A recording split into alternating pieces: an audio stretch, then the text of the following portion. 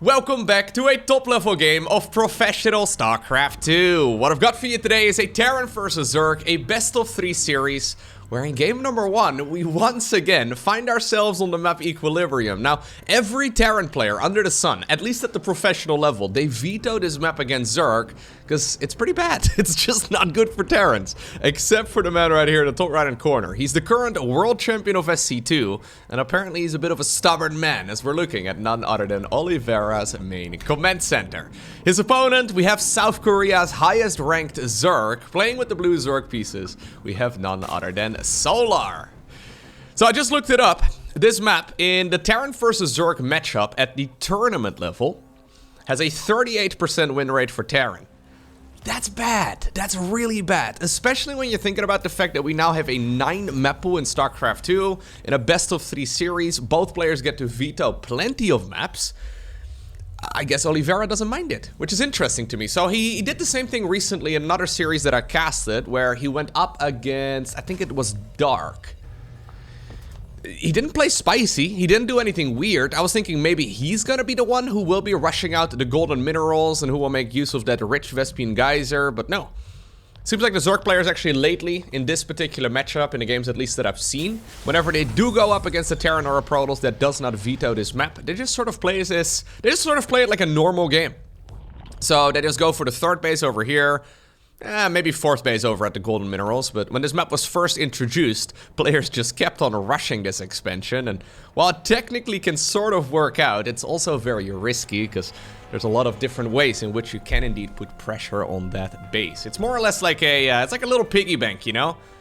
You want to save up for it, you may not want to rush it out, but if the game goes the distance, which on a map as big as this one usually seems to be the case, you can smash it later on into the game and get a nice little mid-game eco boost. And that seems to be the way that this map has been treated lately, yeah, especially by macro Zergs, like for example Solar. So Solar also not really, rushing out that base early on, he's just sort of keeping it in the back of his mind, right? Once all of this is creeped up, that's a good moment for this expansion to be taken.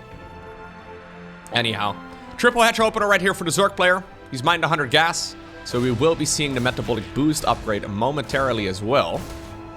I believe the rush distance on this map is like 38, 39-ish seconds. So it's a long map, you know? I guess with the spawn locations, the air-to-air distance is not that crazy, but overall it does take a while for units to come across the map, and there's not really a whole lot that the Terran can do about this particular start. So I like what Oliveira has decided to do in the meantime at home. He's decided to go for a quick third command center over here. We're going to be pumping out a bunch of those Hellions, and I'm assuming we're going to see a starport here as well. Although it could be a second barracks, but it should be a starport. There it is. Starport indeed coming up. We're going to be pumping out the Hellions 2 at a time as quickly as possible. Now the second gas is coming up inside of the main base. With this particular opener, you don't really need to deal a lot of damage. And, well, he's killed one Zergling. Probably the least amount of damage that you can do. Some people might argue that getting a creep tumor kill would be less damage, but I would say that one Zergling is definitely preferable for a Zerg player rather than losing a creep tumor. Even though it's technically not a cost associated to it, it's still something that you really want to keep alive to the best of your abilities. Tech Lab has been produced as well on that barracks. We're going to do the big switcheroo here to start pumping out a Banshee. Or a Viking. Vikings don't Vikings don't require any sort of any sort of tech lab. You can just make those, Oliveira. You don't actually need to get fancy here. I'm assuming we're gonna see a Banshee in a moment, or at the very least, it's something he can produce if he suspects a roach attack here from the Zerg. Third CC though is gonna be pumping up a little command center hat, right? You get a nice little hat on yourself, you get some energy going, and suddenly you can I don't know, make mules appear out of thin air? I don't really know where they come from, man. It's one of the secrets of StarCraft 2. I know some players like to hypothesize that they come from like a big Hyperion-looking battlecruiser that's floating above this platform, and it's the Hyperion that's pumping down these mules and the supply depots and the scans and all that. Technically a cool idea, I guess, but that would also be a little bit morbid, right? Like, if there is a massive Terran army nearby, like, why aren't they helping? Maybe there's a lore explanation, but after all these years of StarCraft, I still don't know it. Anyways, double Evo chamber here quickly for Solar. That's a little bit interesting, at least to me. By the way, he's gonna go for a Liberator too. So we went Viking into Liberator on a starport with a tech lab. You love to see it. So this is really just a safety precaution. Yep. Double Evo Chamber should work out quite nicely here for Solar. So broadly speaking, in the early game for this matchup, there are two ways that Zerg players like to approach it. The first way, the most common strategy, is to go for a quick lair into a quick Baneling Speed. So Baneling Speed is a pivotal upgrade against, well, most Terran timing attacks.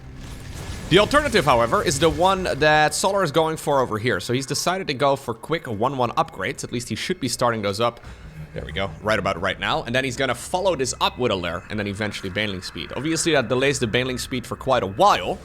And it can technically be a bit risky, but if you go up against the right strategy, it can definitely work out in your favor, and I guess against triple CC openers in general, it's not a horrible start. It's that first attack, you know, that is a little finicky for Zerg, where they usually will not have Baneling Speed done if Terran decides to get aggressive, and yeah, it's difficult to really defend those big pushes. Oh, really? I guess that's why we're going for this particular attack over here. This is seemingly out of nowhere. I don't think I love it. But as long as the Hellions are distracted, it might be okay. Yeah.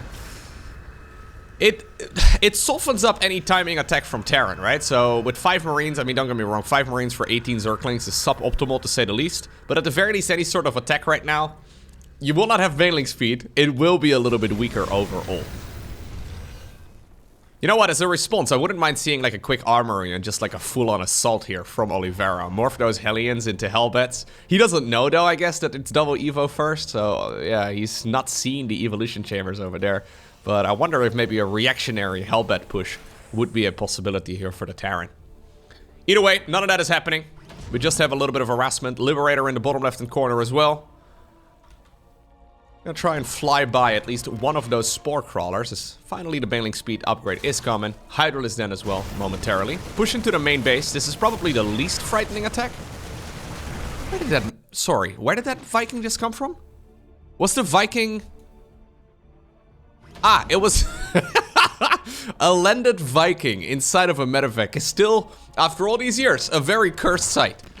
I thought it was like a something else, like a Widowmine or something. Yeah, it just pops out right before... Ah! It got put into the other medevac there. We had a little bit of a juggling going on with the landed Viking. Fair enough. Yeah, this is gonna get cleaned up though, relatively easily. Push over here as well at the front in the meantime, with those leftover Hellions. All of this is a-okay. So both players are basically saying, yo, we're gonna play a bit of a macro game. I'm gonna deal some damage to you, you're gonna deal some damage to me. But really, we're both just trying to build up our economies. And because of that, I like the double upgrade start here for Solar a lot. He's getting away with it. And that is really the only thing he's been aiming for. +2/+2 though, nice and early here as well for Oliveira. 4th command center, just started up. Ready for a big attack, yeah. So, on this map, doesn't this playstyle just not work out for Terran? Am I mistaken? Because now the golden minerals are well underway. The rich Vespian geyser is well underway too. Terran's not really in a position to take that base anytime soon. Like obviously if the game goes on for like another 20 minutes, right? That's when it will be mined out. But look at this. This is horrible for Terran now. Playing a normal macro game on this map. God, it's really bad. Ay, ay, ay. Yeah, playing a normal macro game on this map just does not seem like that great of a choice. Maybe I'm mistaken. Solar is gonna get an awful lot of units going here over the course of the next couple of minutes, so Oliveira needs to get something done here momentarily. And this push, maybe it can be it, but I don't think so. Yeah, he's making the best of this situation. But right now is when the Zerg is gonna start outgrowing the Terran very, very rapidly. Hive is coming up, Lurker Den coming up, extra gas is building. Expansion here at the bottom, completely uncontested. And this is before a 4th command center is really even landed. So another problem you run into on this map as Terran is that this expansion over here feels far away, right? So if you go for this one, yes, the golden minerals are gonna be closer by, so that's your next natural spot to expand to. But for a 4th base, this one makes a lot more sense because it's very close to where your 3rd base is located. So essentially what it comes down to is you're not making use of any of the map features while giving your opponent free reign of the map to do so. So it's just, I don't like it, man. Both players get to veto 3 maps each. What in the world is Oliveira vetoing? That he consistently now does not seem to veto Equilibrium. Maybe he's just not in agreement with the other pro gamers. But so far, this just doesn't really make a lot of sense in my mind. Like, maybe in a best of 5 series, right? Then, yeah, okay, you have 1 less veto, maybe you have a couple that you really don't like. But it's not like the current maps are horrible for Terran, though, that he has to, like, you know, pick his poison. Like, the current maps are pretty good for Terran overall. Anyhow, Drilling Claws upgrade coming up. Vipers are already building, however. Hive is done. We'll see some Lurker upgrades. This is a Zerg army that's only gonna get better. Push over here as well in the meantime, over at the bottom section of the map.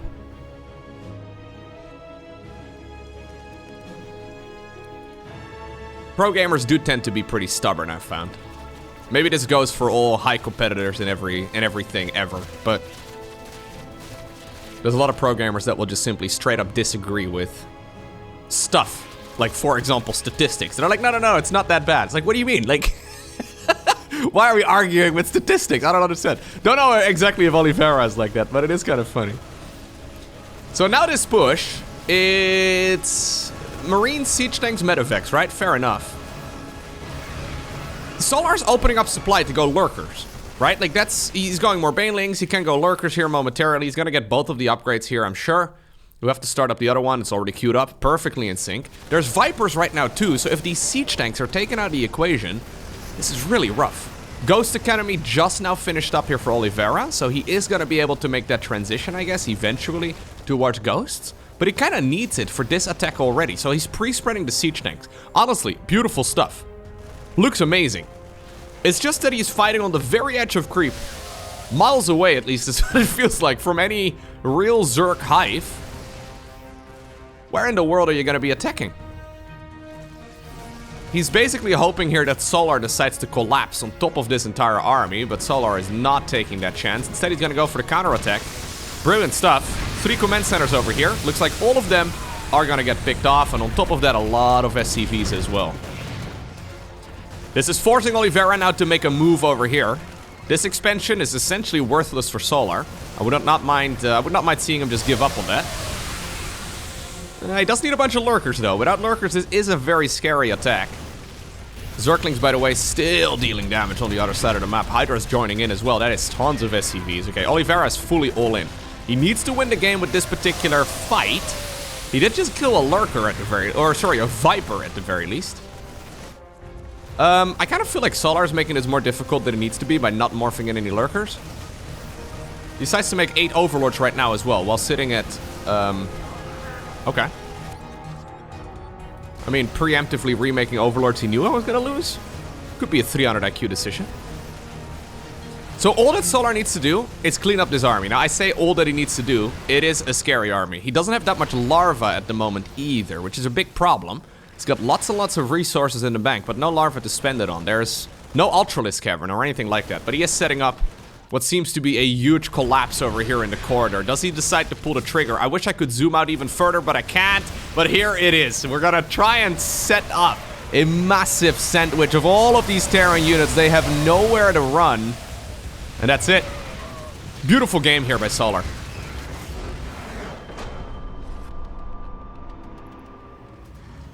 Alrighty, game number 2, we find ourselves on the map Hecate.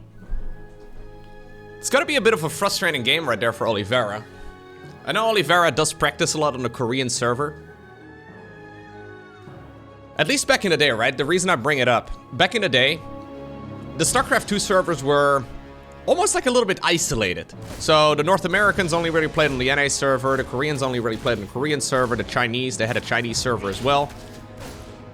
And the playstyles were just different, right? The metas on the individual servers were usually a bit different as well. But these days, the top-level Chinese players obviously play on the Korean server because it makes the most sense, right? Also ping-wise, and, well, there's no more Chinese server, which is still a bit of a shame.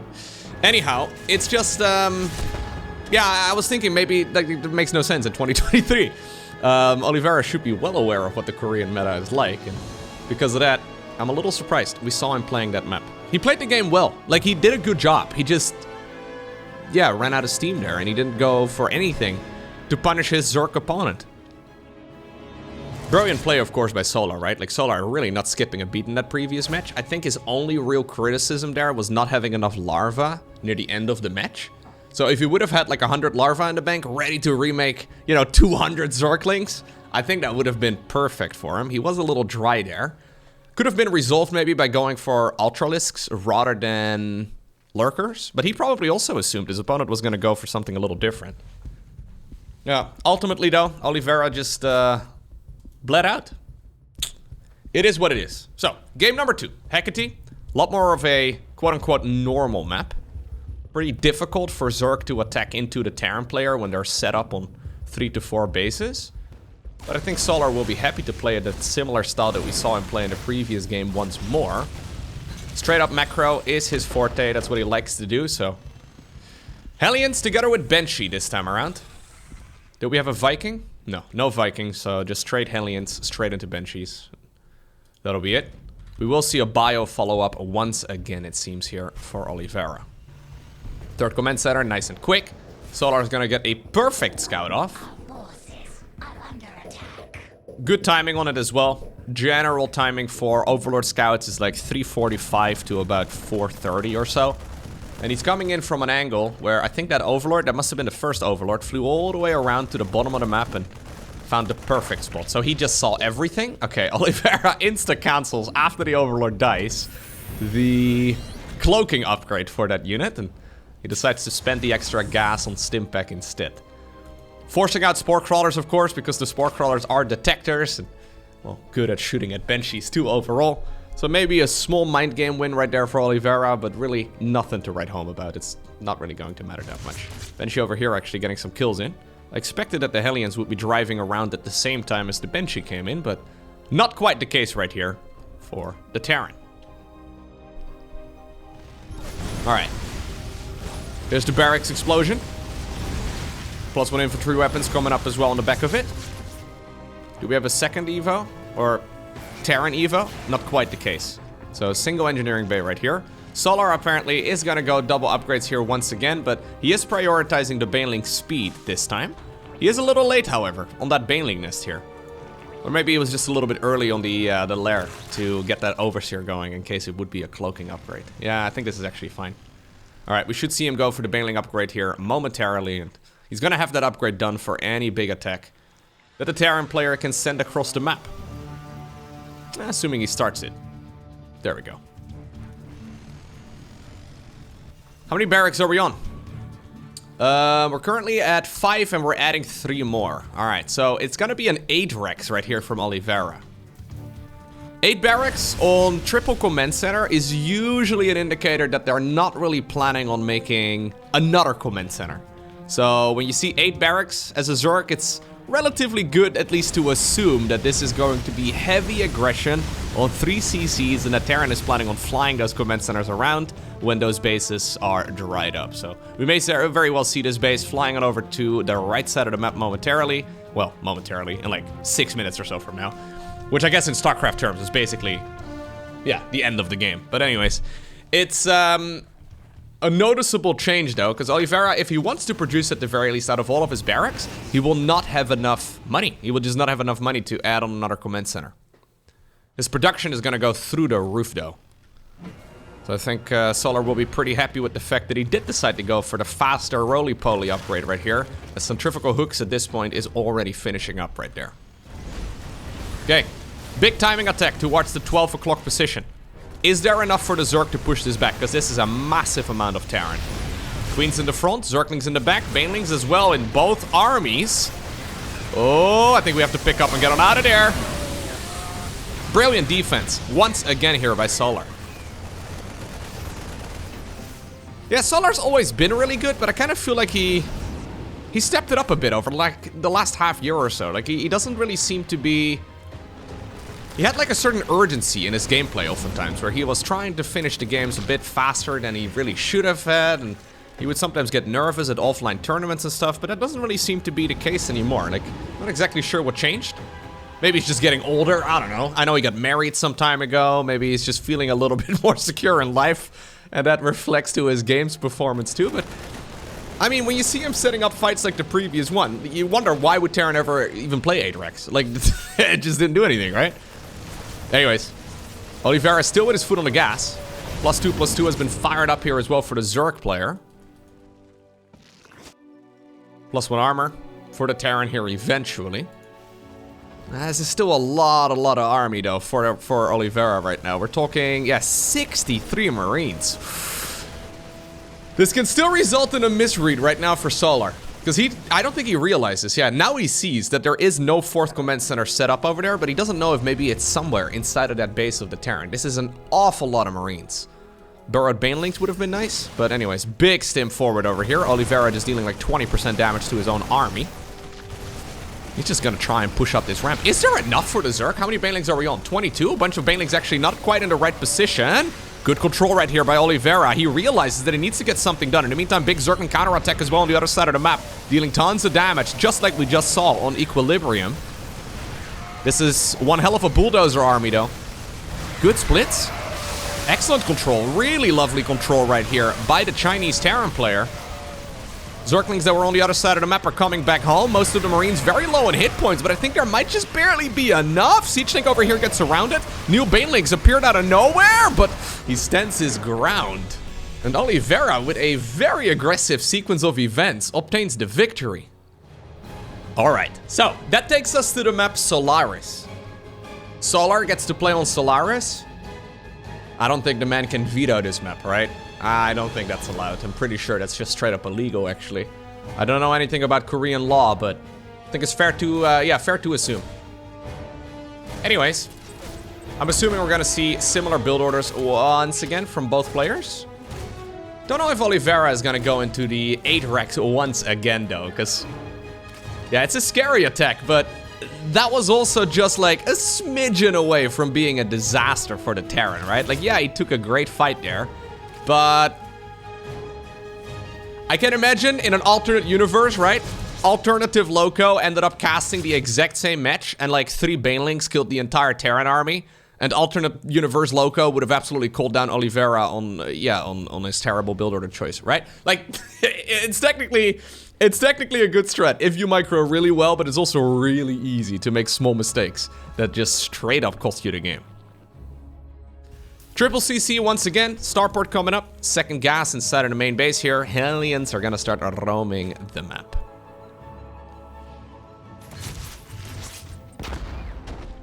A lot of things as well that were out of the control of Oliveira.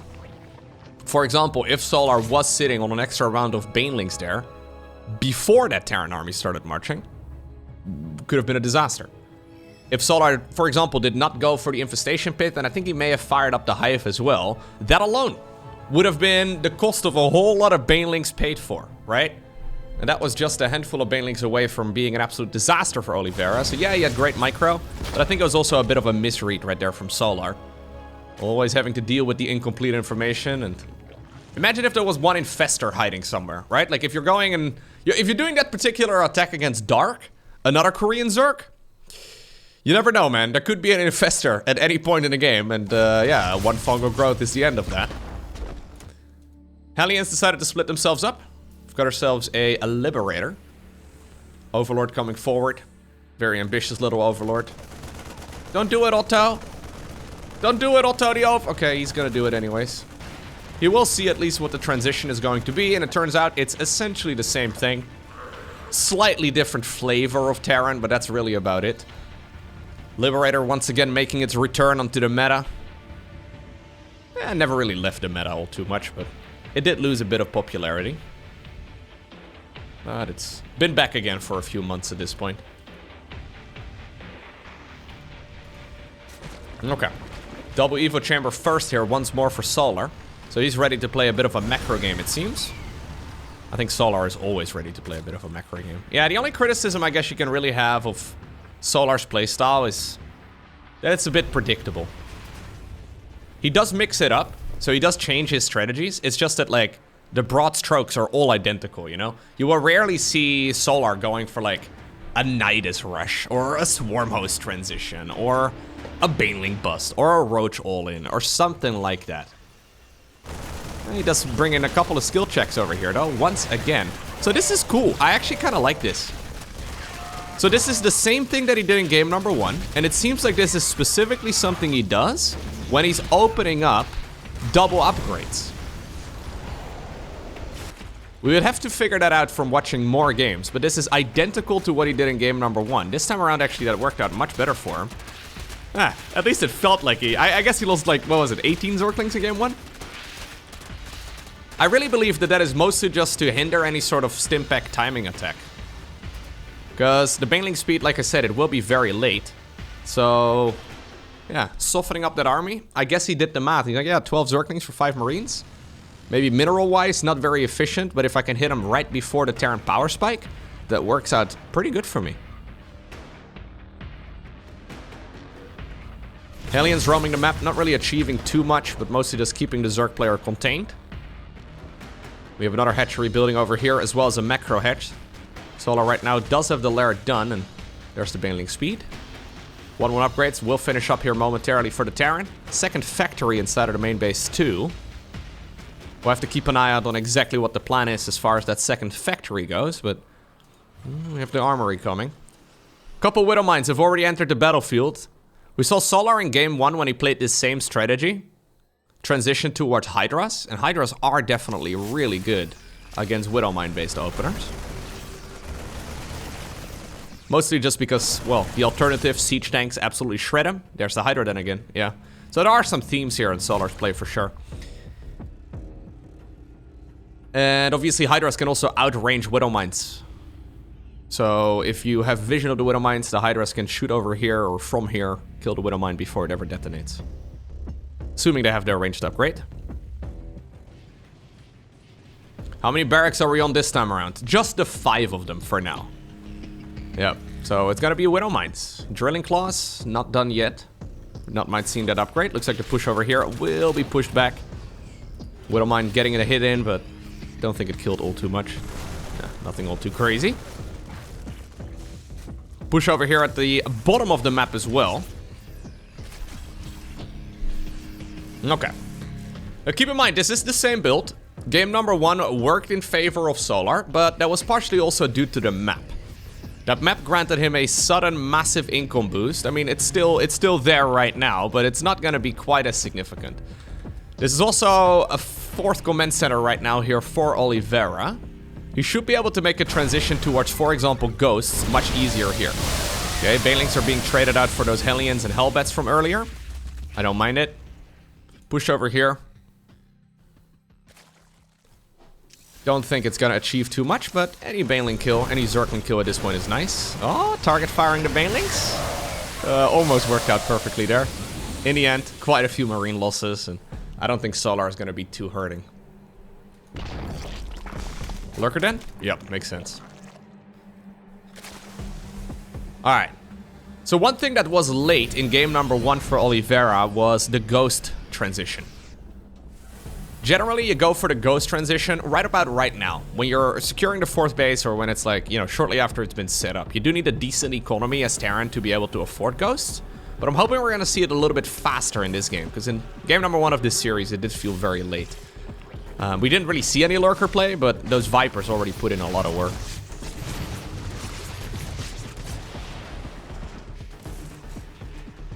Three additional barracks at this point in time. They will probably get little tech labs on them, and we should see that Ghost Academy coming up here momentarily.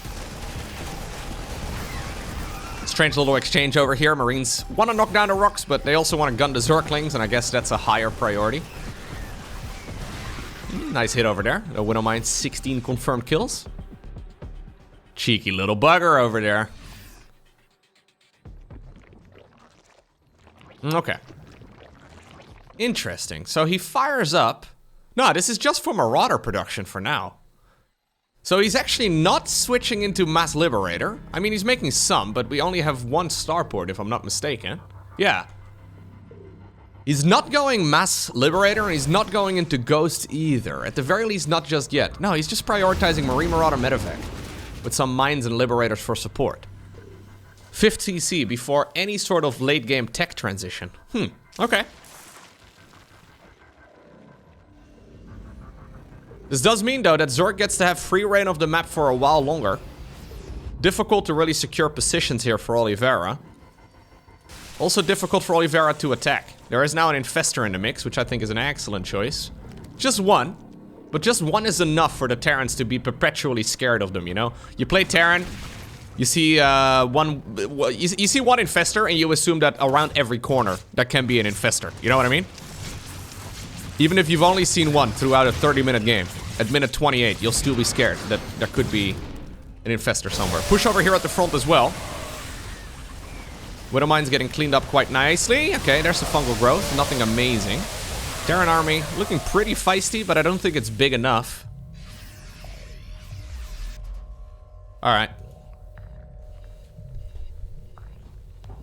I kind of feel like this is being played in the hands of Solar, right? Like, maybe I'm mistaken. This can still certainly change. Game is not over. Game's pretty even, actually, but like, Solar has been able to play his way this entire match so far. Honestly, this entire series so far. He had a small misread in game 2, but he played excellently. If he can contain his opponent on 4 bases, over the next 5 minutes, Terran will dry up. So if he can deny this base over here at the bottom, deny this base over here, deny that base over there, yeah, just don't allow the Terran down to the low ground anywhere. You should be in a really nice position. Zerglings burrowed right now over at this command center as well. Super annoying. Obviously, Terran can't pay attention to everything. They attack move a bunch of Marines and Marauders in that direction, and they don't quite see that there were indeed a bunch of Zerglings that decided to burrow in that spot as well. You can only look at one thing at once. There's the Zerglings once again going to town. Yeah, and Solar is very strong in these straight-up games. Push over here at the front as well, denying bases. Infestor here denied. Zergling burrowed underneath that potential expansion spot as well. Solar's looking lethal. Oliveira is gonna have to push, or pull rather, a rabbit out of a hat. Or push it, I don't really care. But he's gonna have to do something here. Because if this continues over the next couple minutes, he's gonna run out of juice. At this point in the game, the natural, yeah, both of them are running low. He's finishing up +3, so his units are getting more powerful here. Ghosts are, by the way, on the production tab right now. I guess there's really been no need for Mass Liberator or Ghost just yet, but I think that suits Solar just fine. As Solar is once again ready to go for a big attack over here. Widow Mines! Okay, absolutely murder everything that they can see, including some of the Terran units, though. GG is cold. Solar plays an excellent series, and he obtains the victory over Oliveira.